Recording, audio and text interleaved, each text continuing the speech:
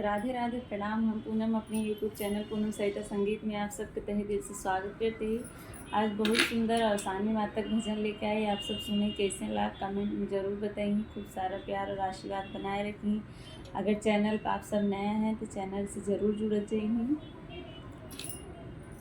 कवने कलमिया से भाग लिखू मैया, कवने कलमिया से भाग लिखू मैया, कवने कलमिया से भाग लिखू मैया।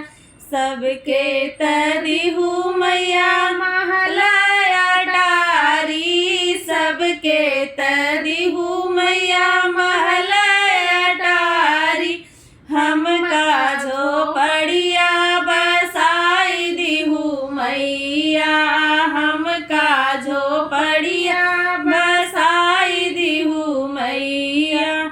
कवने कलमिया से भाग लिखू मैया, कवने कलमिया से भाग लिखू मैया।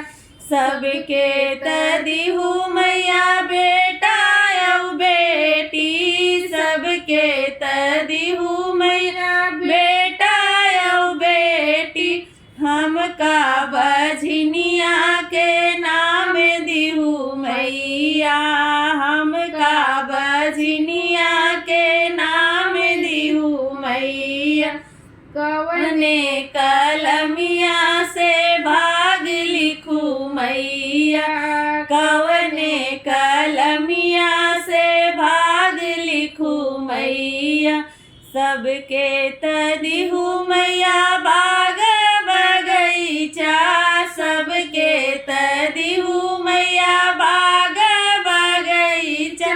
हमका तनिमियऊ के छाही नहीं मैया, हमका तनिमियऊ के छाही नहीं मैया।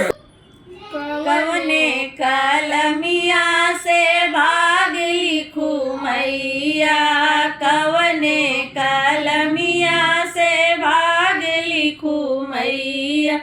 सबके तदिहू मैया न दौलतिया, सबके तदिहू मैया धन दौलतिया।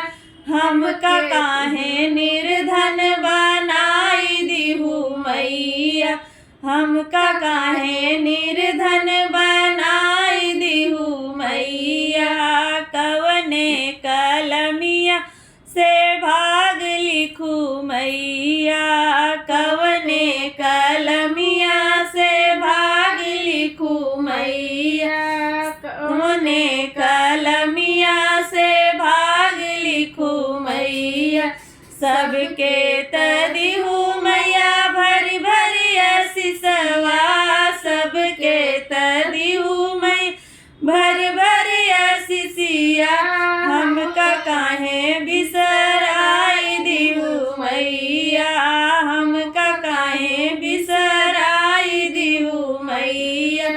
कवने कलमिया से भाग लिखू मैया, कवने